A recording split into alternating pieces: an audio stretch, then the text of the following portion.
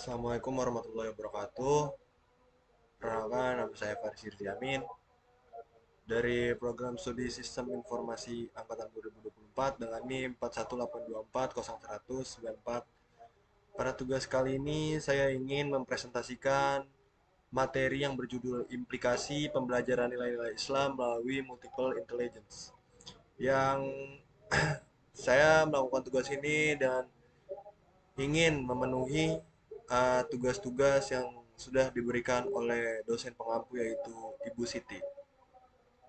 Langsung masuk saja ke materi yang pertama. Yang pertama itu ada latar belakang. Latar belakang ini ya ada peserta didik memiliki kecerdasan yang beragam, tidak bisa disamaratakan.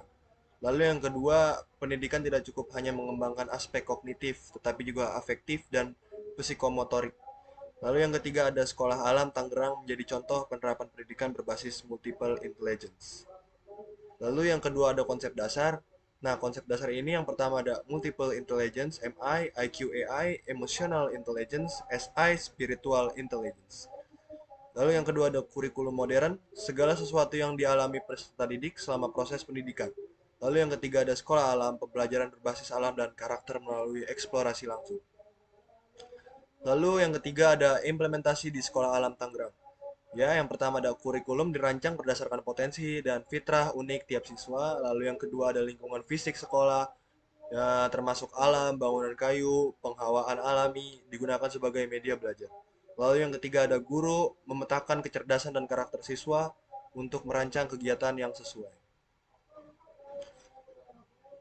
Yang keempat ada ragam program pendukung multi MI. Yang pertama ada verbal linguistik yaitu storytelling, literasi.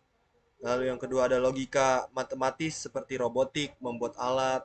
Yang ketiga ada kinestetik, memanah seperti memanah dan taekwondo. Lalu yang keempat ada musikal, contohnya membuat alat musik dari barang bekas.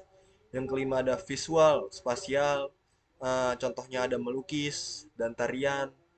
Yang keenam ada naturalis seperti bercocok tanam dan beternak. Yang ketujuh ada intrapersonal dan intrapersonal, intrapersonal dan interpersonal seperti bazar, study tour, dan memberi salam.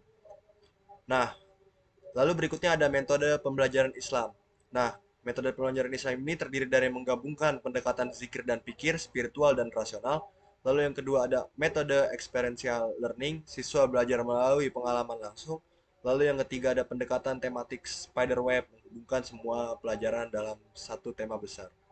Nah, berikutnya ada aktivitas penanaman nilai-nilai Islam. Nah, yang pertama itu ada praktik sholat berjamaah, kegiatan sosial, proyek sekolah. Yang kedua ada menanamkan nilai kejujuran, tanggung jawab, kasih sayang, kerjasama, dan disiplin. Lalu yang ketiga ada belajar sambil bermain, siswa bebas bereksperimen di alam. Nah, ada juga fasilitas dan lingkungan. Yang pertama ada sekolah tanpa kelas permanen, belajar bisa di bawah pohon, di halaman, atau area alami lainnya. Lalu yang kedua, lingkungan dirancang mendukung kreativitas dan kebebasan berekspresi. Lalu yang ketiga, anak tidak dibatasi oleh aturan kaku, melainkan diarahkan melalui nilai. Nah, dampak positifnya ada pengembangan holistik seperti emosi, spiritual, kognisi. Lalu yang kedua pembentukan karakter kuat dan akhlak Islami. Berikutnya kurikulum fleksibel, kontekstual dan fungsional. Lalu yang keempat lingkungan belajar yang mendukung interaksi dan eksplorasi. Lalu yang kelima munculnya generasi muslim multitalenta dan profesional. Lalu yang keenam fokus pada pendekatan personal yang sesuai fitrah anak. Nah, berikut adalah kesimpulannya. Nah, kesimpulannya adalah pembelajaran berbasis multiple intelligence merupakan pendekatan yang relevan dan efektif dalam menanamkan nilai-nilai Islam secara menyeluruh kepada peserta didik.